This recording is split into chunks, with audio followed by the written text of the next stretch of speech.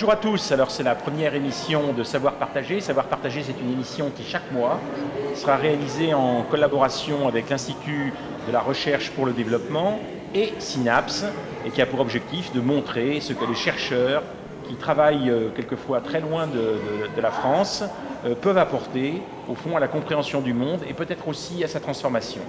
Alors la première émission, nous la réalisons grâce à Brigitte Surrugue et à son équipe avec Quentin Laurent et France Thomas.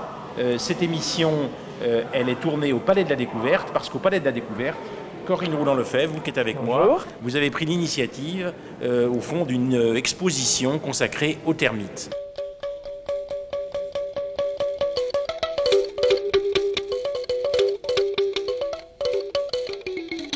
Alors, on va commencer par parler de ces termites. Ce qui est assez frappant, c'est comment une société constituée de termites, c'est énorme, considérable, mais surtout que les termites existent depuis bien plus longtemps que les hommes et les femmes, 300 millions d'années pour les termites et seulement 6 millions d'années pour les pauvres humains que nous sommes. Donc ils sont bien plus anciens que nous. Oui, c'est vrai que les termites sont bien plus anciens que nous. Ils ont connu les dinosaures, bien sûr. Et ils sont anciens et très primitifs, même au niveau des insectes. C'est-à-dire que ils font partie des groupes d'insectes qui sont apparus les premiers sur Terre, avec les blattes. Et ce qui est intéressant, c'est qu'ils ont traversé les siècles sans modification morphologique importante. Finalement, c'est plus leur société qui ont évolué au cours du temps et non pas donc l'individu lui-même.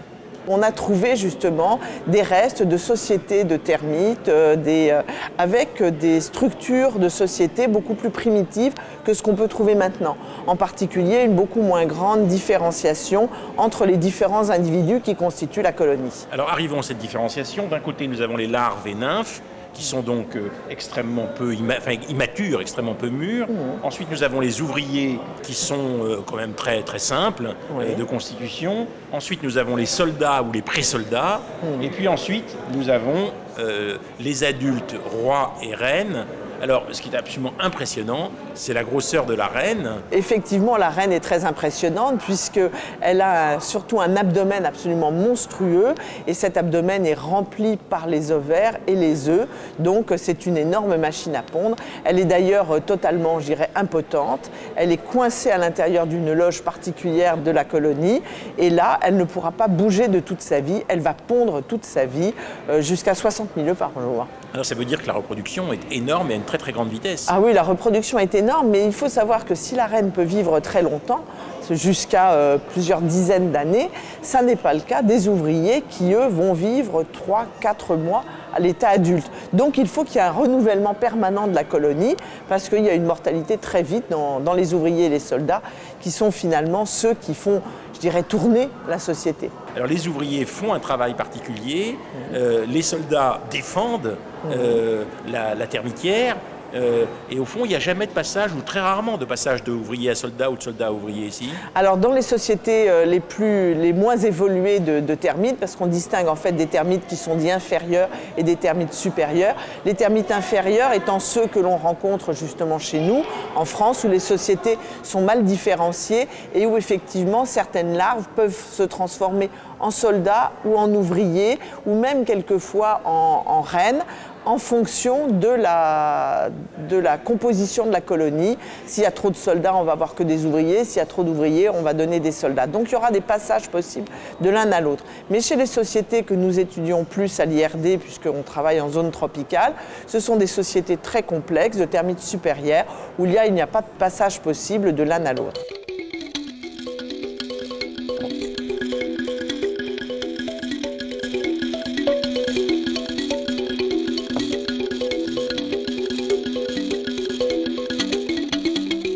Alors expliquez-nous un petit peu ce qui est derrière nous là. Alors c'est une termitière d'une espèce africaine caractéristique Et donc on a une énorme muraille externe qui fait souvent 50 à 60 cm d'épaisseur.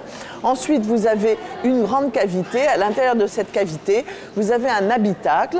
Et c'est au niveau de cet habitacle qu'on va trouver les loges, où on va trouver les jeunes, la loge royale où il y a le roi et la reine.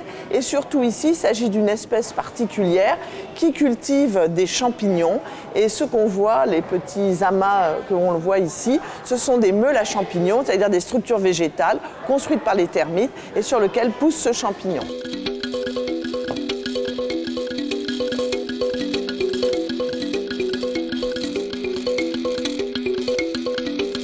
Ce qui est assez impressionnant, c'est leur astuce et leur intelligence. Ils sont capables de creuser à un certain endroit pour faciliter le croisement dans la termitière. Tout est prévu d'une certaine façon pour qu'on puisse circuler, qu'on puisse amener la nourriture. Alors, la nourriture, justement, de quoi s'agit-il ? Alors la nourriture, c'est uniquement de la matière végétale. Le termite est complètement végétarien, mais par contre, il peut manger de la matière végétale à tous les états de dégradation. Ça peut aller donc du bois sec ouvré, on le sait chez nous, jusqu'à de l'humus, enfin donc de la matière végétale très très dégradée. Donc en fonction des espèces, il y a environ 2500 espèces de termites dans le monde, eh bien, on va avoir des possibilités de se nourrir qui vont être très diverses. C'est les ouvriers qui se nourrissent. Et puis, éventuellement, ils apportent aux soldats de quoi se nourrir. Et surtout, ils apportent à la reine et au roi de quoi se nourrir. En fait, c'est des nourritures prédigérées. Voilà, donc en fait, les ouvriers vont chercher la nourriture à l'extérieur, la prédigèrent et ensuite régurgitent une nourriture particulière dans la bouche des larves, des soldats et du couple royal afin de les nourrir. Jamais les soldats ne se nourrissent tout seuls ? Non, les soldats sont incapables de se nourrir tout seuls. D'ailleurs, si vous isolez des soldats, ils vont mourir très vite de faim.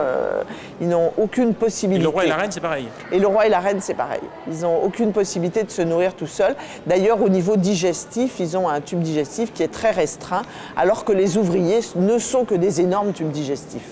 Ce qui signifie que le roi et reine, se nourrissant de ce qui leur amène les ouvriers, au fond, restent de façon un peu passifs et attendent qu'on leur apporte la nourriture qui va leur permettre ensuite de continuer à copuler et aussi de continuer à produire des descendants.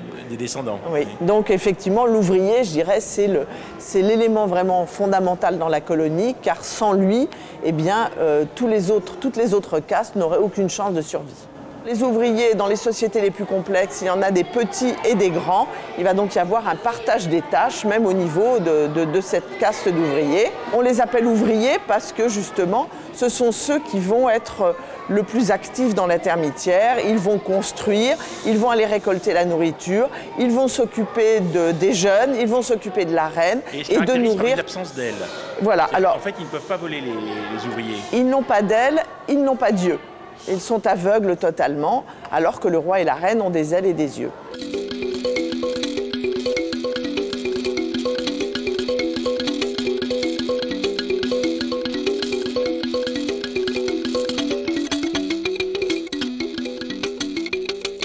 On a deux termites qui quittent au fond la colonie des termites et qui va partir. Mais alors ce sont des termites un peu particulières parce que ce sont des termites particuliers qui peuvent voler. C'est merveilleux l'essaimage parce que vous voyez vous s'envoler en même temps 5, 6 000, 10 000 mâles et femelles. Donc il y a à peu près en compagnie égale autant de mâles que de femelles.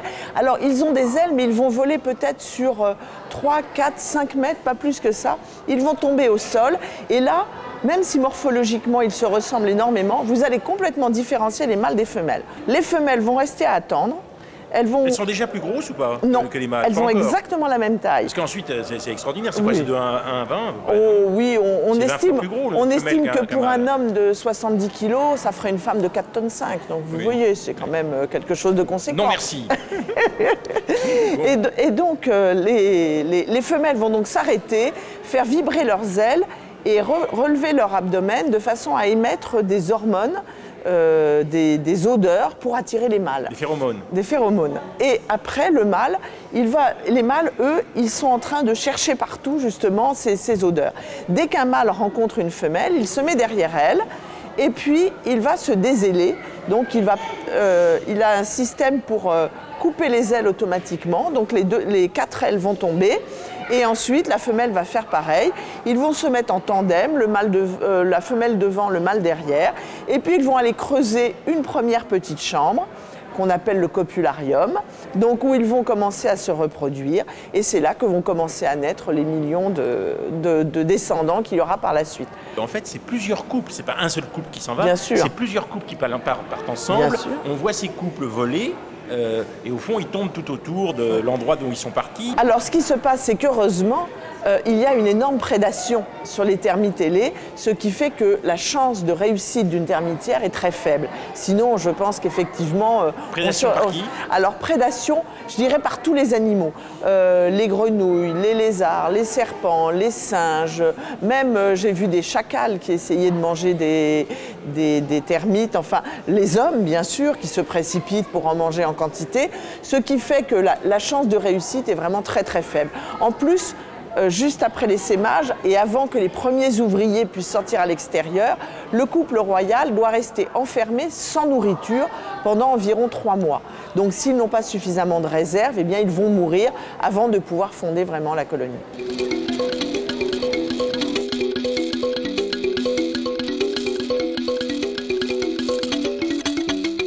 Corinne Rouland-Lefebvre, d'une certaine façon, ces termites en même temps ont un rôle rituel en Afrique, parce que j'ai été assez impressionné de découvrir, par exemple, que les femmes enceintes ou les femmes qui veulent procréer mangent la reine. Oui. Alors que si par hasard un homme mangeait la reine, ce serait absolument dramatique, parce qu'il deviendrait impuissant. Alors, qu'est-ce que c'est tout ça? C'est une espèce de croyance? Ah oui, il y a énormément de croyances au coup des termites. C'est bon, une reine d'abord? Vous avez déjà mangé une reine? Une reine, non, ça m'a pas tenté. Des sexués ailés, oui, j'en ai mangé souvent quand ils s'envolent. Ils sont de relativement petite taille et grillés, finalement, c'est pas mauvais. Mais c'est vrai que on parle souvent de la termitière comme un élément incontournable du paysage africain. Et au cours de ces termitières, eh bien, il y a bien sûr beaucoup de choses qui se racontent parce que c'est mystérieux, une termitière, c'est énorme. On ne voit jamais les termites, ils sont tout petits, ils sont sous le sol. Et cette reine absolument monstrueuse, eh bien, forcément, on considère que c'est la mère de la terre et qu'elle a un rôle important pour la fertilité. Alors, des hommes ou des femmes, ça dépend des pays. L'aérophagie des termites passionne les chercheurs. Les paies de termites dégagent du méthane. Ce méthane est produit par les bactéries qui dégradent la nourriture dans leur tube digestif. Les scientifiques estiment que les termites participent via leur émanation de méthane à près de 5% de l'effet de serre.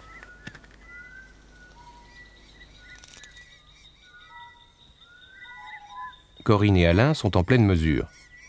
Ce pic représente le méthane enregistré. Rien d'étonnant, à force de manger n'importe quoi, ils ne peuvent que péter. Ça, c'est assez étonnant puisque c'est les paies des termites qui produisent du méthane, si j'ai bien compris. Ouais. Et alors, on arrive à des chiffres absolument incroyables puisque les termites produisent 5% de l'effet de serre. Bon, leur participation est à ce niveau-là, au niveau des émissions biogéniques, c'est-à-dire qu'on ne tient pas compte de toutes les émissions qui sont dues aux activités anthropiques. Donc c'est déjà, ça limite un peu. Alors en fait, les termites sont des ruminants, donc comme les vaches, ils vont avoir des fermentations intestinales et donc issues de ces fermentations, elles vont produire du méthane. Et donc le méthane est typiquement un gaz à effet de serre. Alors la quantité de méthane émis varie beaucoup selon l'espèce de termite concernée et le régime alimentaire. Ce qui est important à prendre en considération, c'est que si par des activités anthropiques, on modifie le type de termite que l'on va favoriser et développer, eh bien on peut augmenter ou diminuer cet effet de serre. Alors est-ce que vous pouvez nous expliquer dans quelle mesure on peut éventuellement le diminuer, cet effet de serre ? En fait, ce n'est pas vraiment évident parce que les termites qui produisent le plus de méthane sont les termites qui sont considérés utiles par l'écosystème, alors qu'au contraire, nos termites, par exemple, ceux qui mangent nos maisons en Europe, sont des termites qui produisent extrêmement peu de méthane. Donc finalement, si on lutte contre les termites les plus ravageurs, eh bien, on n'aura pas de diminution de l'effet de serre. Les balais d'antennes continues sont difficiles à déceler à temps, car les termites dévorent intelligemment en respectant soigneusement une mince pellicule qui masque leurs méfaits. Mais aujourd'hui, l'écho des mandibules des ouvriers les trahissent.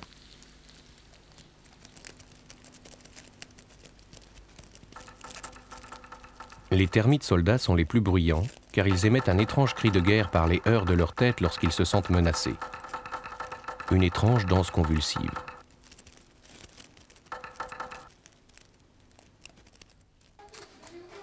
Après le sud de l'Europe, les termites occupent Paris, et l'un des pôles extrême nord de leur conquête, car les termites craignent le froid. Face à l'ampleur du fléau, une loi anti-termite a été adoptée.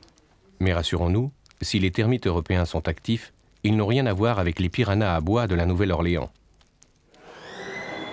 Corinne Rouland-Lefebvre, alors ce qu'on vient de voir, ça correspond à ce que tout le monde pense des termites, c'est-à-dire qu'ils sont ravageurs. Oui. Alors ravageurs, d'abord bien sûr chacun pense au bois, parce que tout le monde a vu les termites mettre par terre, quasiment par terre, un meuble en bois, mais ravageurs de la canne à sucre, ravageurs du riz, ravageurs de l'eucalyptus, ravageurs du maïs, ravageurs de l'arachide, du café, ravageurs du cacao, des plantes fourragères, du coton, enfin, c'est incroyable. Or, vous pensez que les termites ne sont pas que ravageurs? C'est vrai que chez nous, typiquement, ce sont des insectes ravageurs puisqu'ils vont manger les bois ouvrés. Mais il ne faut pas oublier qu'ils participent, même chez nous, au recyclage des vieilles souches, etc. Alors, chez nous, les termites sont typiquement de bois mort, donc ne vont manger que des bois dégradés ou des bois secs. Par contre, en Afrique, comme vous l'avez signalé, ils peuvent attaquer toutes les cultures. Donc, ils peuvent attaquer des végétaux frais, des végétaux qui sont capables de se développer et qu'ils vont donc bloquer en mangeant les racines ou en mangeant les tiges. Alors, en dehors de cette activité de ravageurs, c'est vrai que les termites manipulent beaucoup le sol, puisque pour leur construction, comme pour se déplacer, ils vont se déplacer dans des galeries. Et ces galeries, au contraire, vont être positives pour la croissance des plantes. Dans les régions très sèches, comme le Nord Burkina, où le sol est totalement encrouté, eh bien, ces galeries de termites vont permettre de perforer le sol. Et au moment des pluies, eh bien, l'eau, au lieu de ruisseler, va pénétrer dans le sol et humidifier les fonds du sol, faciliter la descente des racines des plantes. Et d'ailleurs, les paysans, là, vont attirer les termites dans leurs champs en mettant de la paille, de façon à ce qu'il y ait cette activité de perforation du sol, alors, bon pour la culture. J'ai vu un petit film sur le sujet, quand on regarde les conditions dans lesquelles cette paille pénétrée par les termites, d'une certaine façon, permet à des cultures de pousser, c'est impressionnant. Parce que là où il y a de la paille, ça pousse, là où il n'y a pas de paille, ça ne pousse pas. Parce que les termites sont là. La technique d'Usaï utilise la gloutonnerie des termites de litière. On les appâte avec de la paille sur des sols durs comme du béton. Les termites creusent alors, comme des tunneliers, d'innombrables galeries en tonnoirs qui permettront à l'arrivée des pluies l'irrigation du sol.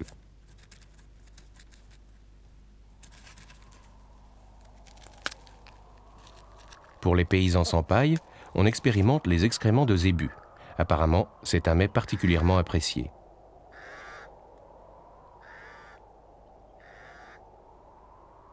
Et en même temps, les termites permettent, par exemple, de détecter des gisements de métaux.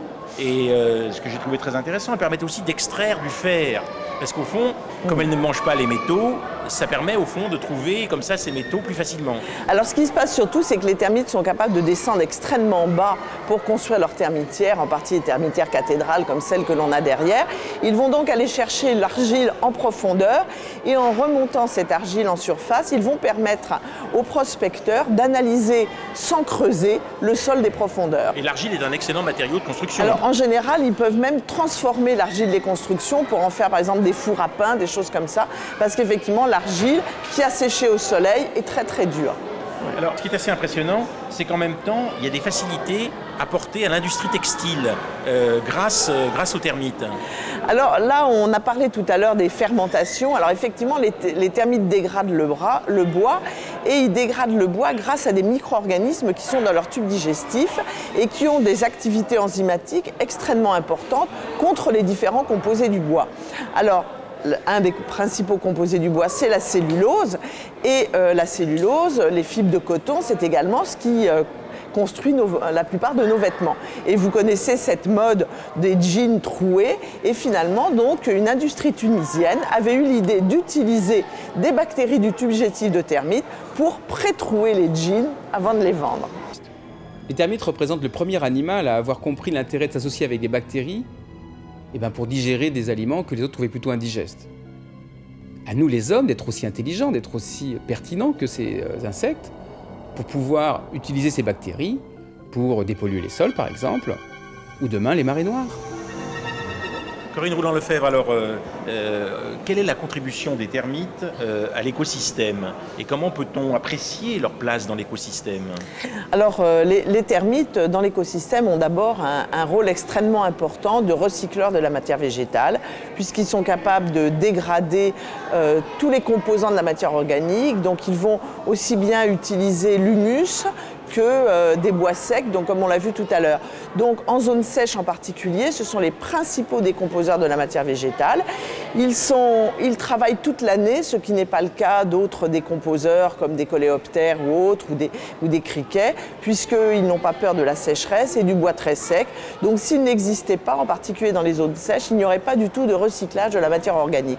Donc c'est vraiment un rôle fondamental de ces termites, c'est le recyclage de la matière organique. Et on parle aussi de dépollution. Alors, dans quelle mesure les termites contribuent à dépolluer éventuellement le sol? Alors les termites en eux-mêmes ne dépolluent pas le sol directement, mais par contre, quand ils dégradent ces molécules végétales complexes, c'est grâce à des bactéries qui sont dans leur tube digestif. Et ces molécules végétales complexes sont extrêmement voisines du point de vue structure des molécules polluantes que nous utilisons couramment. Donc il y a eu beaucoup de travaux pour isoler ces bactéries à partir du tube digestif de termites et permettre comme ça de dépolluer les sols à partir de ces souches bactériennes totalement originales que l'on trouve dans le tube digestif. C'est-à-dire qu'en fait les termites ont un rôle dans le métabolisme de l'azote notamment qui est assez important.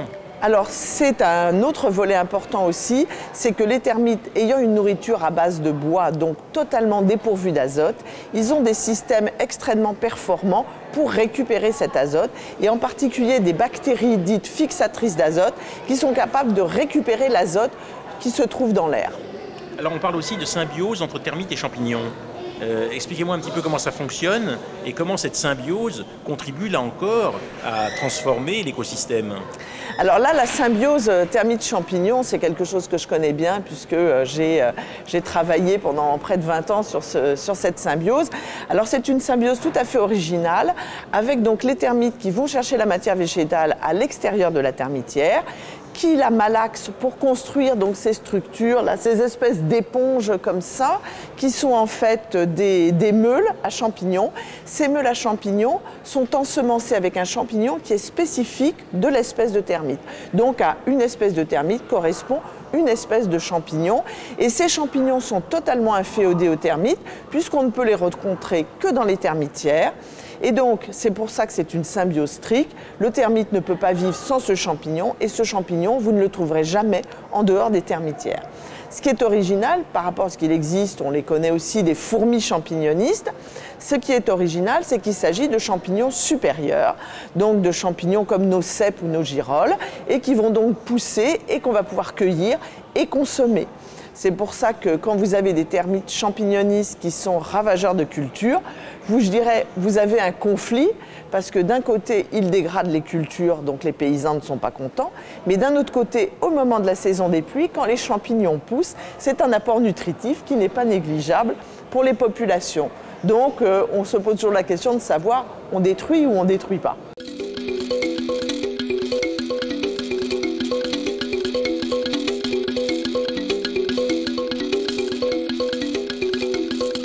Le savoir qui existe dans des populations africaines est suffisant ou bien quelquefois est-ce que des chercheurs comme vous apportent aux populations africaines une compréhension du cycle des termites pour mieux les utiliser et mieux empêcher leur nuisance éventuelle? Alors effectivement, il y a je dirais, une position des paysans africains qui est qu'ils acceptent le termite comme étant un élément de l'écosystème. Et ils aiment bien manger, hein, ils aiment bien manger. Oui, ils aiment bien les manger. Et puis bon, s'ils perdent 80% de leur récolte à cause des termites, je dirais, il y a ce côté fatalisme qui dit c'est pas grave. Et ils ont aussi beaucoup de croyances, je dirais, inexactes sur... du style de manger la reine pour être... Voilà, oui. Il y a d'autres croyances inexactes sur justement les relations entre les champignons et les termites. Donc c'est vrai que c'est intéressant de les pousser à mieux comprendre comment ça fonctionne, à mieux comprendre quel est l'intérêt du termite et quels sont les inconvénients, et de les aider finalement à mieux gérer ensuite leur culture. Il y a une collaboration qui s'est établie en Afrique entre des chercheurs comme vous et puis les populations pour savoir comment mieux utiliser éventuellement les termites? Ah oui, moi j'ai beaucoup travaillé récemment au Sénégal et on travaillait dans des vergers de manguiers qui étaient utilisés par des personnels locaux. Et c'est vrai qu'ils étaient eux-mêmes très intéressés de la connaissance qu'on leur apportait. Et puis bien sûr, ils étaient à la recherche de moyens pour lutter contre les termites sans les éradiquer totalement. Donc c'était intéressant de mettre au point toutes ces techniques de lutte avec eux. Alors en particulier pour les termites champignonistes, on a utilisé des techniques utilisant un fongicide en leur expliquant que si on tuait le champignon, eh bien les termites allaient eux aussi mourir. Et ces fongicides sont beaucoup moins toxiques pour l'environnement que les insecticides. Corinne Rouland-Lefebvre, pour finir, est-ce qu'il y a au fond des choses qu'on ne sait pas encore sur les termites et qui devraient être utiles? C'est-à-dire, est-ce que vous avez des perspectives de recherche qui permettraient, au fond, peut-être de progresser encore dans la connaissance des termites? Alors, il existe bien évidemment énormément de choses qu'on ne connaît pas chez les termites. Il y a un point qui a été très peu étudié, c'est le déterminisme des castes. On a dit que les œufs donnaient soit des ouvriers, soit des soldats, soit des ailés, et ça on ne sait absolument pas pourquoi. Et il est bien évident que si on pouvait agir sur le déterminisme, c'est-à-dire si on pouvait obliger un œuf à donner tel ou tel type d'individu, eh bien on pourrait déséquilibrer une colonie et la détruire relativement facilement. De la même manière, au niveau du régime alimentaire, on peut très bien intervenir sur les bactéries du tube digestif ou même sur les enzymes propres aux termites de façon à les empêcher d'être nuisibles. C'est donc des recherches que nous avons en cours actuellement. Merci.